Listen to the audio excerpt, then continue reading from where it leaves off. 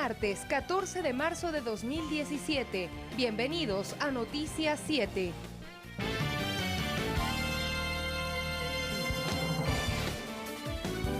¿Cómo están ustedes? Muy buenas noches, bienvenidos y bienvenidas. Gracias por acompañarnos. Los cantones de Durán y Nobol en la provincia de Guayas fueron visitados por el presidente de la República, Rafael Correa. El jefe de Estado constató la construcción de algunas obras. Vamos a revisar los titulares. El Instituto Geográfico Militar garantiza la inviolabilidad del material electoral y los niveles de seguridad y control para el proceso democrático del 2 de abril. Es el único país de la región que tiene fábricas de documentos soberanos cuyos procesos se han puesto a consideración de papeletas. Estoy plenamente convencido de lo que aquí se hace es absolutamente inviolable. El candidato a la presidencia, Lenín Moreno, visitó los cantones de Chunchi, Alausí, Guamote y Colta en la provincia de Chimborazo. Moreno agradeció el apoyo a su candidatura. Nosotros como jóvenes universitarios tenemos la convicción de que es la mejor opción. El presidente Rafael Correa criticó las propuestas de privatización de la salud y educación del candidato de Creo, Guillermo Lasso. Y nos están proponiendo la privatización de la educación, volver a cobrar las universidades públicas, cuando esa ha sido una de las llaves, de las claves para romper el círculo perpetuo de la pobreza, compañeros. Las cifras económicas en Ecuador demuestran que el país se encuentra en franca recuperación tras el impacto por la baja del precio de crudo en el mercado. Ya nos hemos puesto al día con la mayor parte de proveedores, incluso con gobiernos autónomos centralizados, con muchos organismos, con lo cual ha hecho que los ecuatorianos vuelvan a tener liquidez y vuelvan a tener una actividad económica positiva. En lo internacional, en Estados Unidos, 15 millones de personas están en alerta por el paso de la tormenta Estela.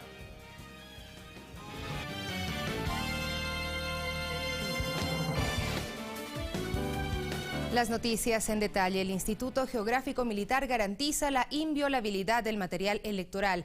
Los niveles de seguridad y control se incrementan para contribuir con el proceso democrático del próximo 2 de abril.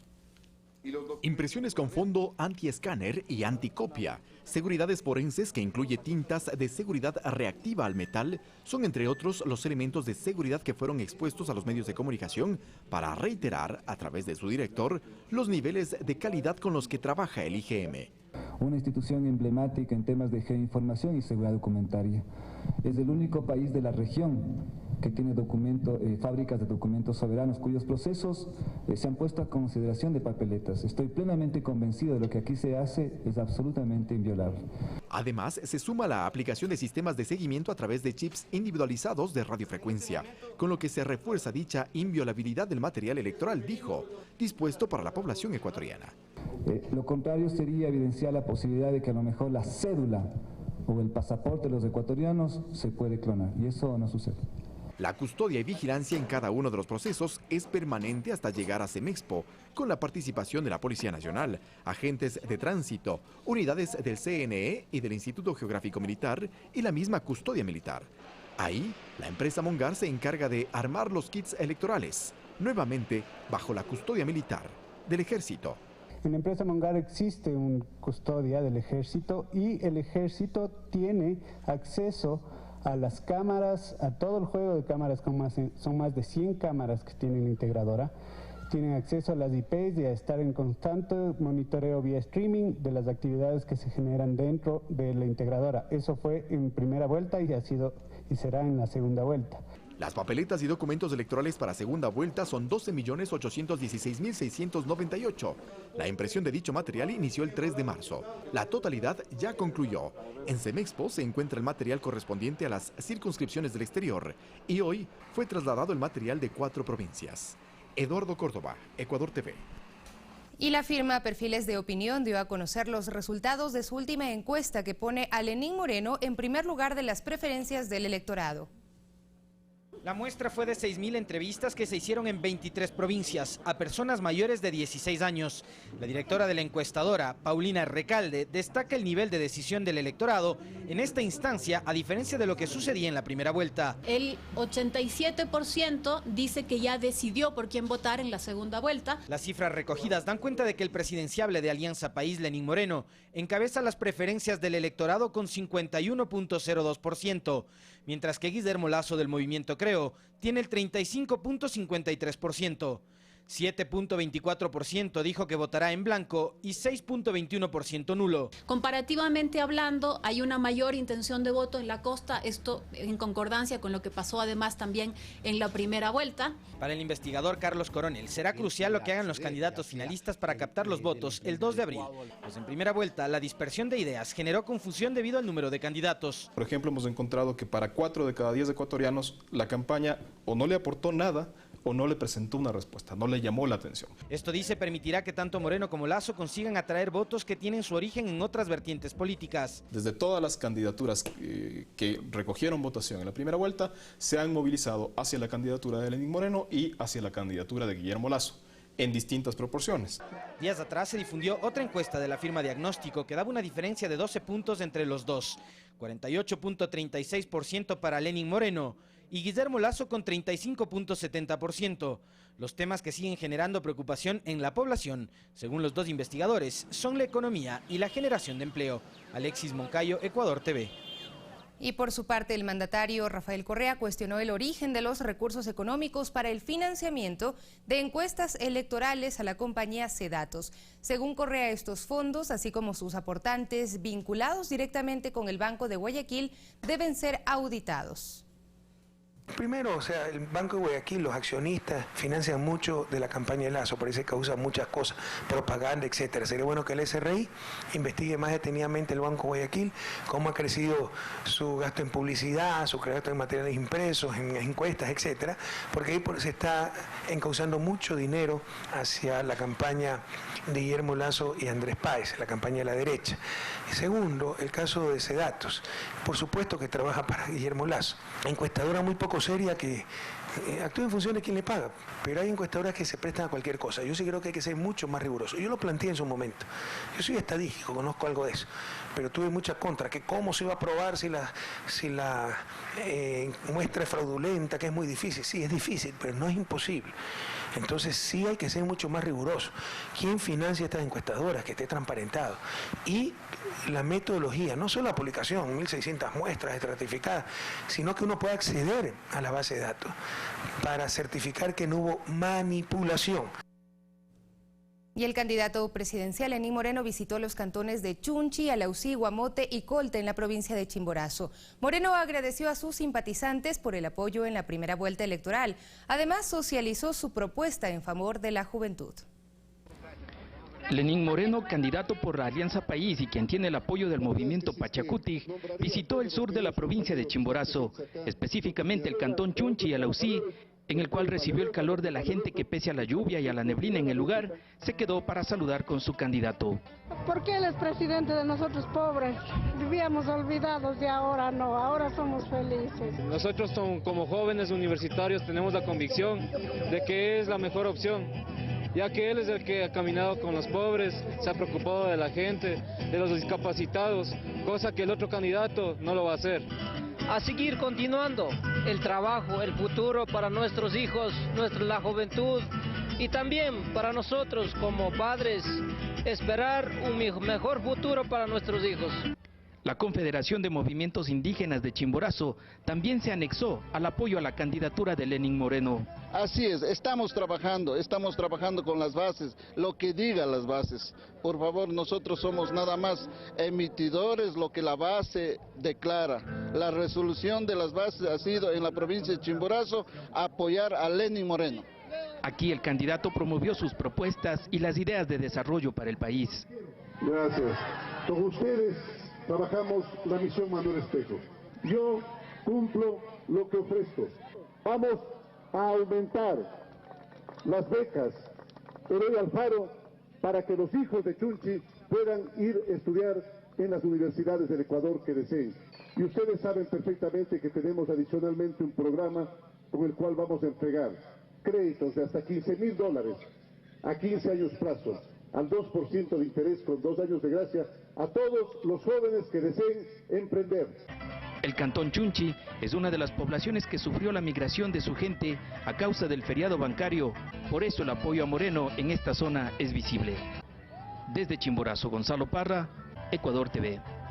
Y el cierre de la intensa jornada de campaña electoral del postulante a la vicepresidencia Jorge Glass culminó en La Prosperina con una cena con los moradores. Horas antes, Glass realizó una caminata en Los Vergeles y La Florida. Caída la noche de este 14 de marzo, el Cerro de La Prosperina, en el sector conocido como Los Comandos, recibió al aspirante a la reelección como segundo mandatario por Alianza País. Los moradores habían preparado un arroz con menestra y carne para servirse como merienda junto a Jorge Glass, como un pequeño reconocimiento a su visita y a las obras recibidas en la urbe porteña. Junto a usted, ingeniero Jorge Glass, junto a Lenín Moreno, usted más,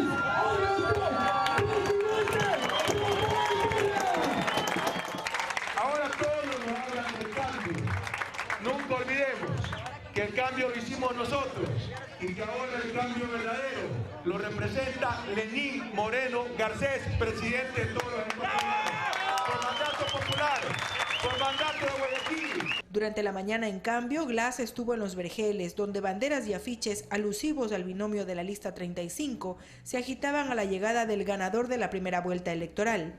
Durante la caminata, los brigadistas del plan Toda una Vida eran buscados por los ciudadanos interesados en inscribirse y obtener los beneficios ofertados para la niñez y juventud, así como una vivienda y el bono. Claro, pues eso le diría yo a mis vecinos, que voten por él, por el presidente que va a ser. Se compadecen de las mayores, nosotros principalmente, yo soy una señora ya mayor y no tengo a dónde vivir, y yo también quisiera que me diera una casita para vivir yo con mis dos nietecitos.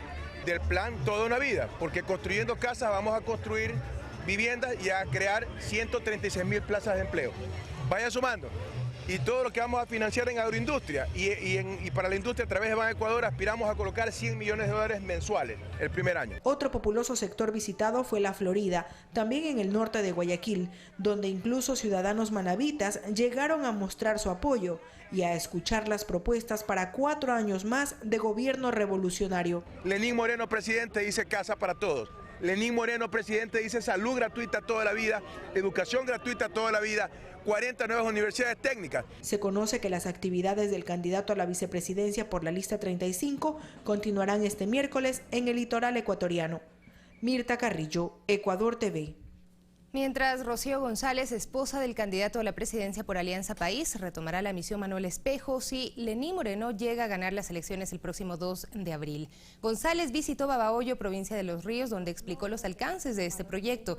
Además dijo que las brigadas, las manuelas, están comprometidas con este trabajo. También ofreció trabajar a favor de las mujeres, de las amas de casa, de las mujeres embarazadas y los adultos mayores.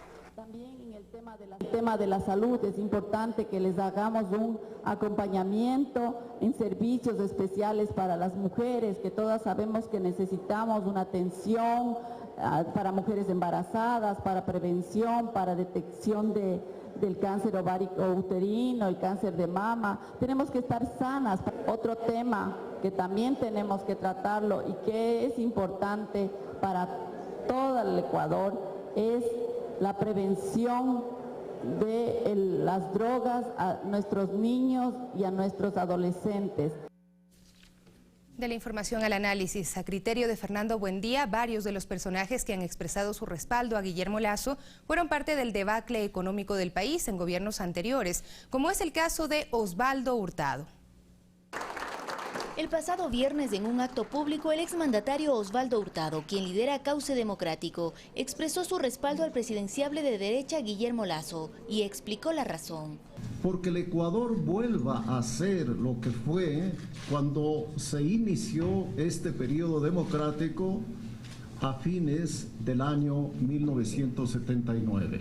Sin embargo, el analista Fernando Buendía cuestiona estas afirmaciones. Argumenta que cuando ascendió como mandatario en el año 1981, tras la muerte de Jaime Roldós, implementó una política de ajuste estructural en la que impulsó una agenda neoliberal. De disminución de subsidios, de disminución o eliminación de la inversión estatal y de privatización de algunas empresas. Buendía dice que su administración estancó al país. El PIB en 1983 fue de menos 3.3%, la inflación ascendió al 63%, duplicó el precio de las gasolinas e implementó una de las mayores devaluaciones al sucre. El señor Hurtado en esta política favoreció a los sectores empresariales que estaban golpeados por la recesión, por la crisis, con la sucretización de la deuda.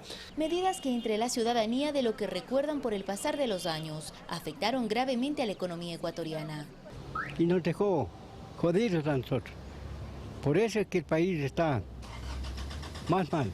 Buendía añade que Hurtado fue parte del gobierno responsable de una de las mayores catástrofes nacionales, el feriado bancario. Él tiene que a los ecuatorianos explicarnos por qué él, que presidió la constituyente del año 97, ¿no?, incorporó la famosa disposición transitoria 42 que autorizaba al Banco Central al salvataje de los bancos.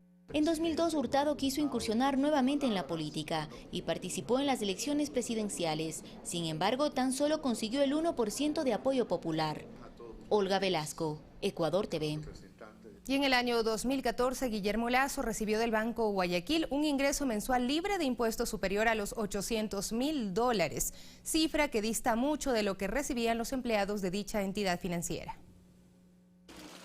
Durante la última década, uno de los objetivos del gobierno ha sido lograr equidad entre los ecuatorianos, sobre todo si históricamente se conoce a América Latina como la región más inequitativa del mundo. La reducción de las brechas salariales es un punto neurálgico en este aspecto. Sin embargo, esto no ha sido posible si se toma como punto de análisis las diferencias entre un obrero y el dueño del capital. Ejemplo palpable son los ingresos que en 2014 recibió el banquero y actual candidato presidencial Guillermo Lasso.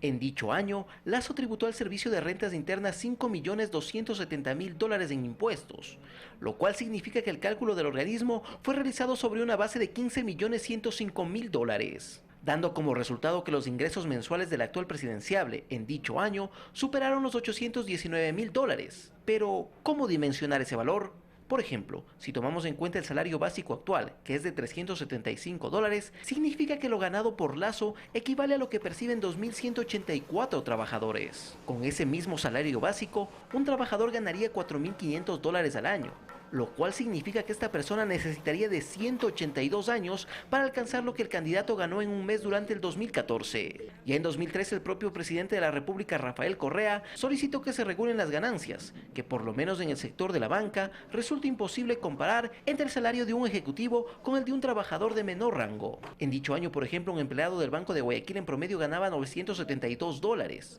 esto es 842 veces menos que Guillermo Lasso. En aquella época el SRI puso atención a este tema debido a que la diferencia salarial, a más de afectar las utilidades de los empleados, podría tener como resultado la evasión de impuestos. Alex Llanos, Ecuador TV. Y a través de un video que circula en redes sociales, un trabajador de la Corporación Nacional de Telecomunicaciones critica a Andrés Páez sobre su plataforma de campaña. Buenas tardes, me llamo Marcelo Yungán, trabajo en CNT y esto va para el señor Andrés Páez y para todos los que trabajan en CNT y forman parte de su círculo. Es 11 de marzo, son las 2:40, hay un sol canicular, estoy metido en un pozo, trabajando para el Estado, para el pueblo. Marcelo Yungán, a través de este video, critica al candidato a vicepresidente por el movimiento de derecha Creo, Andrés Páez, y lo hace en los siguientes términos. Señor Andrés Páez, que vea dónde están los 300.000 empleados que él quiere sacar, que nosotros entramos en este gobierno y que usted dice que es gasto corriente mi sueldo. Aquí está, yo sí devengo mi sueldo. ¿Y usted dónde puede devengar 900.000 dólares a mí? Yungán se refiere a un depósito de 900.000 dólares realizado a la cuenta de Andrés Páez en el Lloyds Bank en 2006. Sin embargo, el vicepresidenciable el año anterior, cuando se conoció este hecho, lo negó. Ha habido un depósito de 900.000 dólares aproximadamente en una cuenta mía de Lloyds Bank. Un lamentable error del banco. Este hecho no fue aclarado en su totalidad. En su video, Yungán cuestiona la supuesta posición de Páez en el tema laboral en la actual campaña presidencial. Mostrarle que nosotros nos ganamos nuestro sueldo. Señor Páez, no se meta con los trabajadores. Los trabajadores somos gente honesta, gente que se gana su sueldo. Ustedes que ha vivido, que no sea la política. Usted solo ha vivido la política, nosotros estamos aquí trabajando para sacar adelante este país. Somos la columna vertebral de este país. Finalmente, Marcelo Yungán asegura: aquí el sustento de mi familia, pero no me puedo quedar callado ante este hombre que dice que los trabajadores no merecemos nuestro sueldo.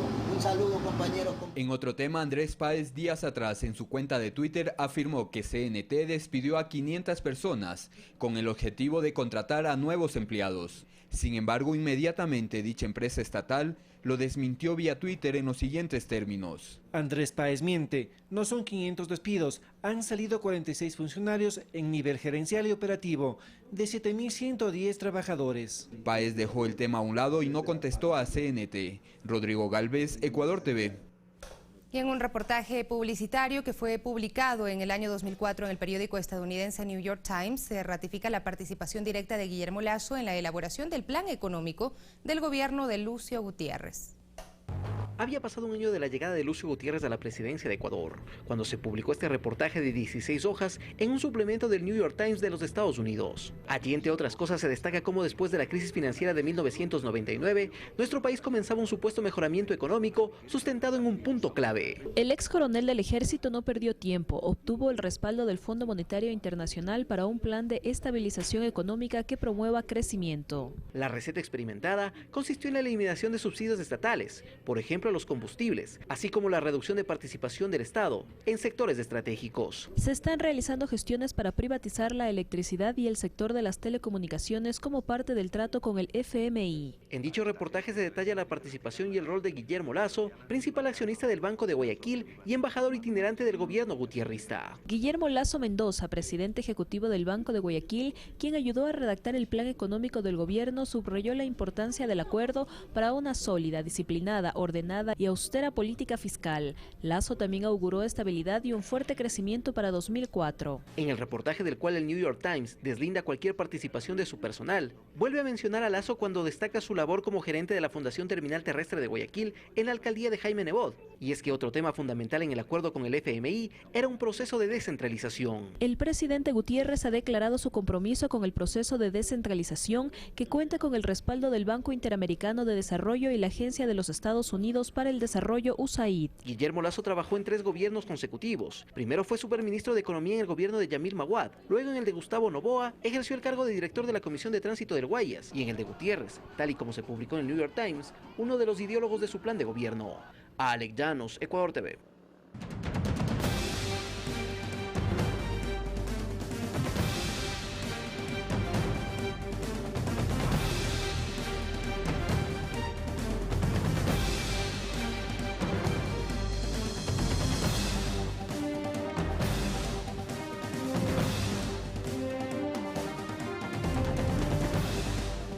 Hechos que se recuerdan, producto del feriado bancario de 1999, los depositantes perdieron en total la suma de 4.500 millones de dólares, mientras que el aparato productivo nacional más de 8.000 millones. Luz Aro asegura que el feriado bancario le significó no solo la pérdida de sus recursos económicos, sino también de su familia, pues se vio obligada a emigrar, dando como resultado la desintegración de su hogar. Perdí mi marido, perdí todo. ¿Y quiénes son los que sufren? Son nuestros hijos. Dice que guarda en su mente el día que se enteró que quien cuidaba en Ecuador a sus hijos los maltrataba. Que me dolía tanto cuando esta comadre le había pegado a mi hijo. Carmen Scott asegura que varias veces tuvo que salir en ayuda de muchos connacionales que llegaron a España. Una vez una chica llegó y me dijo: estoy embarazada y me entero ahora. No tenía dónde dormir, no tenía sea, y le dijimos, en ese momento no nos quedó más que ofrecerle nuestra casa hasta que pudimos contactar con unos amigos y ubicarla de interna. Un estudio realizado sobre el feriado bancario da cuenta que en total se produjo el cierre y la quiebra del 70% de las instituciones financieras que había a finales de los años 90 en nuestro país. Se estima que para los ciudadanos eso en la práctica significó la pérdida de sus ahorros por la suma de 4.500 millones de dólares. Además, el aparato productivo nacional habría perdido más de 8.000 millones de dólares. Para varios analistas y expertos en el tema, los bancos de la época ganaron dinero a causa del feriado bancario. Compraron los certificados de depósitos reprogramados a menos del 40% del valor real y luego los vendieron a la Corporación Financiera Nacional al 100%, es decir, la ganancia por cada certificado fue del 60%. Rodrigo Galvez, Ecuador TV.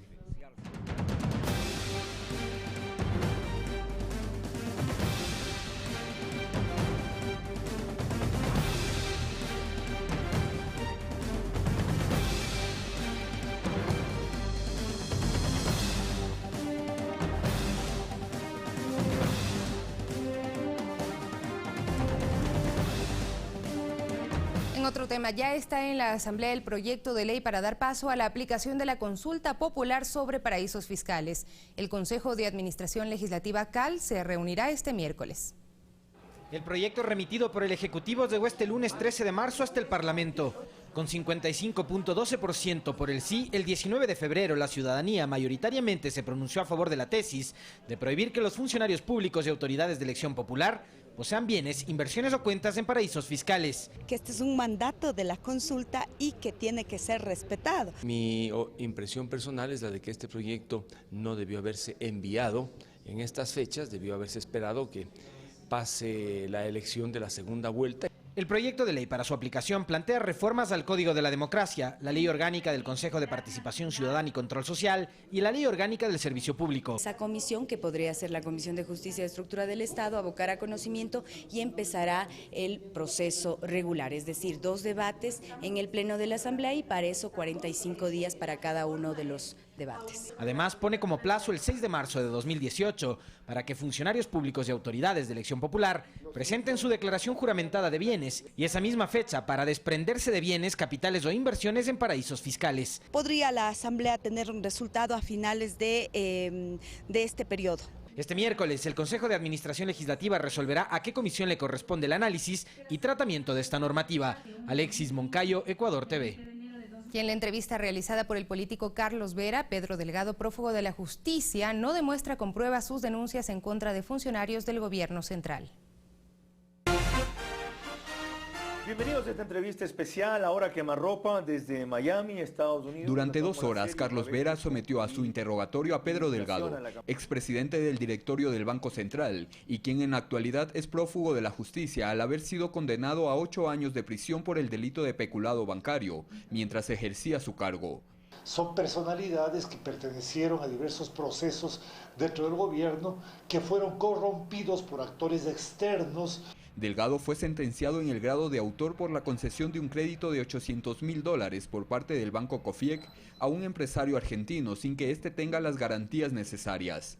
Pedro Delgado le puso reparos. La entrevista de Vera en todo momento contó con el subtítulo "La corrupción en el gobierno correísta". Delgado advierte en todo momento que cuenta con los documentos con los que demostraría tal aseveración y quiénes son los involucrados. Que vamos a ir develando a lo largo de esta entrevista. Sin embargo, eso no se dio, ya que durante la entrevista Delgado acusa verbalmente a funcionarios del gobierno, sin presentar pruebas que avalen sus denuncias. En las ocasiones que Delgado presenta algún documento, estos no son captados con acercamientos por ninguna de las 3 cámaras que estaban en el lugar de la entrevista. Un ratito acá. Octubre 1 de 2012. ¿Ya? Señor fiscal de Pichincha. Ya, siga, ¿ya? Estoy bien. Pedro Delgado, pese a la insistencia de Carlos Vera, no acusa al presidente Rafael Correa de ningún hecho de corrupción, lo que incomoda a su entrevistador, quien encara a Delgado de la siguiente manera. ¿Por qué todos ustedes que se refieren a lo torcido de este gobierno lo dejan a él a salvo? No. ¿Es miedo? Otra de las aseveraciones de Delgado que Vera deja pasar por alto es la afirmación de no haber firmado ningún papel como economista. Inventar que era economista si no lo era. Yo no había inventado porque si usted se fija en los documentos que yo firmaba como Pedro Delgado. Sin embargo, varios documentos de instituciones públicas de los años 1999 y 2000 muestran lo contrario. Delgado además está acusado de falsificación de documentos, al haber presentado a un centro de estudios superiores de Costa Rica un título de tercer nivel de economista, sin haber cursado la carrera completa. Rodrigo Galvez, Ecuador TV.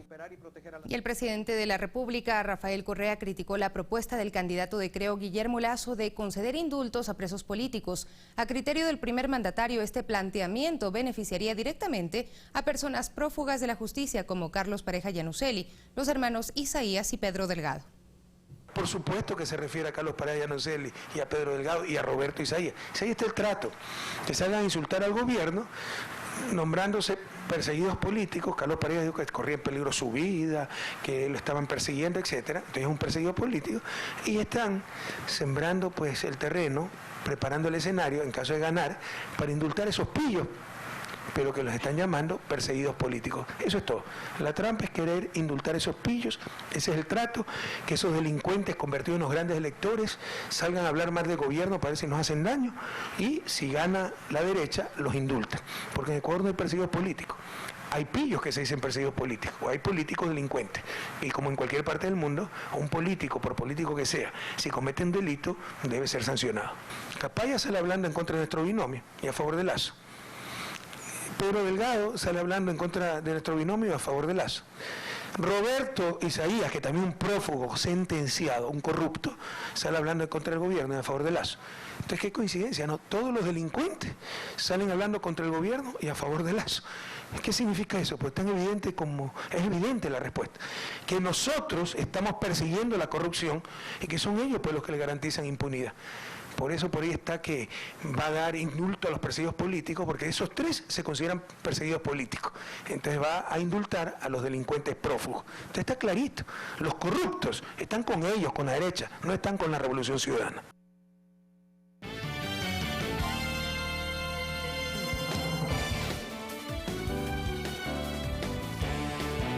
El primer mandatario Rafael Correa visitó 2 cantones rurales de Guayas con el propósito de verificar los avances de las construcciones de una unidad educativa del Milenio y un centro de salud tipo B.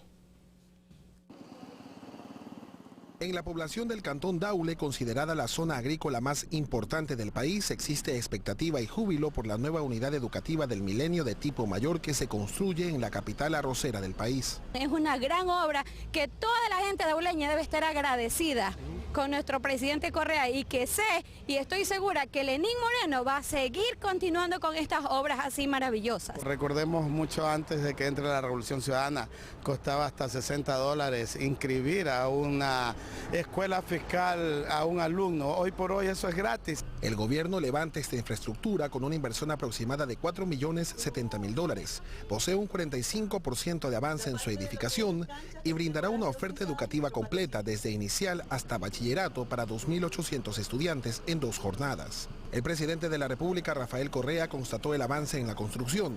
Recordó a la población que la educación pública es gratuita. Advirtió que ese derecho está en juego en las próximas elecciones. Miren la propuesta de la derecha, de colegios privados. A los pobres le dan voucher, unos cheques para que paguen la pensión y ellos escogen los colegios y así se ponen a competir los colegios. Todo eso es fantasía. Y nos están proponiendo la privatización de la educación, volver a cobrar las universidades públicas, cuando esa ha sido una de las llaves, de las claves para romper el círculo perpetuo de la pobreza, compañeros. Posteriormente, el jefe de Estado se trasladó al Cantón Novol, donde se levanta el Centro de Salud Tipo B con una inversión de $2.460.000. Actualmente la obra registra un 70% de avance en su edificación. Aquí está el gasto público que se critica, aquí está la inversión, porque esto no es gasto, ustedes no son gasto para nosotros ni para nadie, los ecuatorianos somos inversión, nosotros hemos decidido invertir en nosotros mismos, invertir en nuestros niños, invertir en nuestras madres. Como este se construyen otros 100 centros tipo B en todo el país. En su intervención, el primer mandatario criticó la propuesta de gobierno del movimiento de derecha Creo, que plantea zonas francas de salud. Considera que esta es una estrategia para privatizar la salud pública. No se construía en 30 años, no hicieron un hospital en este país, al menos en las grandes ciudades, Guayaquil, Quito. Pero se hicieron zona franca en Cumbayá para que vaya el Hospital de los Valles. Cuando yo llegué al gobierno, el Hospital de los Valles era una zona franca. Pero no fue para el sur de Quito, no fue a los barrios pobres, fue a Cumbayá, barrio Aniñado, porque este es el negocio. Y el negocio para esa gente es que nuestro pueblo se enferme para cobrarle por la curación. Así se desarrolló la agenda de actividades del presidente de la República, Rafael Correa, este martes en la provincia del Guayas. César Eduarte, Ecuador TV. Y como parte de la campaña que ciertos actores de oposición difunden en esta época electoral, se hace creer que Ecuador vive una situación similar a la de Venezuela. Ciudadanos de ese país rechazan este tipo de afirmaciones. Actores de oposición aprovechan la compleja situación que se vive en Venezuela para crear una matriz de opinión basada en el miedo. Para el ex candidato presidencial chileno Franco Parisi y doctor en economía, está claro que son dos realidades totalmente distintas. Yo estuve acá hace más de 15 años y el cambio que estoy viendo es muy positivo y me alegró mucho. Que yo lo veo más cercano a Ecuador, a un Uruguay, a un Chile, de lo que algunos proyectan de una cercanía más a Venezuela. Básicamente en la dinámica de la economía. Conversamos con ciudadanos venezolanos sobre su elección de emigrar a Ecuador y coinciden en varios puntos. La inserción profesional aquí, porque el Estado lo permite, es bastante sencilla. Hay bastante empleo en ese momento cuando vine y bueno, me pareció el mejor país para venir. Pues. Que los dólares en Venezuela se cotizan muy fuerte y entonces mandarle 50, 100 dólares a la familia es muy bien recibido allá. Los tres consultados son enfáticos en señalar que la situación de Venezuela actualmente es complicada debido a muchos factores, pero que no es comparable a la de Ecuador. No, nada de eso, ni abastecimiento, ni seguridad. Comparado con Venezuela, no. Indudablemente siento una recesión, más no siento que haya ese tipo de problemas. Aquí sigue habiendo, digamos, importaciones normales. El Ecuador viene de un problema distinto, venía de una convulsión política enorme y ahora ha tenido sosiego, tranquilidad, paz, pero los actores políticos siguen estando y yo creo que eso es fundamental. Yo creo que hasta ahora yo no me he sentido ni en la misma situación de riesgo ni en la misma situación en la que yo viví en mi país de origen. Si bien la migración es un fenómeno social complejo, Edgar López, médico cardiólogo, quien se encuentra en Ecuador desde hace 10 meses, se siente bien recibido y lo ve como un país de oportunidades. Yo realmente tengo una vida bastante plena en esta ciudad. Por lo menos en mi experiencia, los profesionales extranjeros tenemos todas las libertades para trabajar, para opinar, para hacer todo lo que hemos aprendido en el desarrollo de la función pública o de la función privada. A José Orenzo, quien llegó hace varios meses acompañado de su esposa, ambos profesionales, le ha costado un poco más insertarse al campo laboral. Vivo con lo justo, pero vivo cómodo. Otro caso es el de Roger Cárdenas, quien llegó hace 15 años a Quito y hoy es dueño de 3 locales de comida venezolana. Si bien siente que hay una recesión económica, este año abrió un nuevo local en el que emplea a ecuatorianos y venezolanos. Sofía Montoya, Ecuador TV.